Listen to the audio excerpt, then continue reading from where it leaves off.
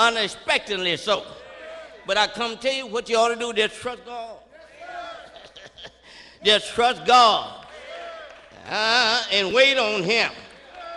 He's able to work it out for you. I'm talking to Monroe too, y'all. Yeah, not only do we face challenges in business, but in our social life. Am I right about it?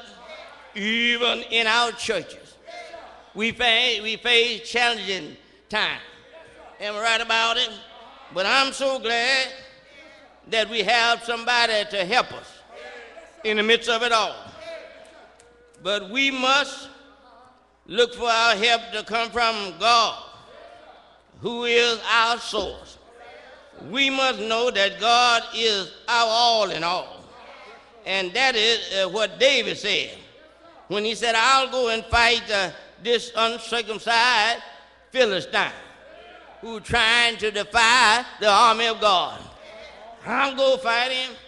You see, David was just a little young lad who had been attending to his father's sheep somewhere in the woods.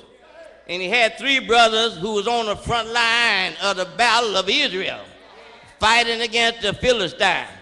But one day Jesse called up David and said, come here, David. I want you to go take this bread to your brothers who are on the front line. And I want you to see how they're getting along on the battlefront. And David, the Bible tells me that David got all his goods together to do what his daddy had told him to do. And he started out toward the battlefront because his daddy had told him not only did his father want him to take food to his brother, but he wanted to see how his son was getting along on the battlefront. Am I right about it? And so David went on, and when he got there, he heard somebody on the other side of the valley crying out, send me a man. And the Bible tells me that the Israelite was on one side of the valley, on the mountain on this side. And the Philistine was on the mountain on the other side. But there came a man by the name of Goliath and stood down in between both of those mountains, down in the valley. And he began to cry out, send me a man. And they tell me all Israel became afraid. Yeah, and they wanted to hide themselves because of this strong giant.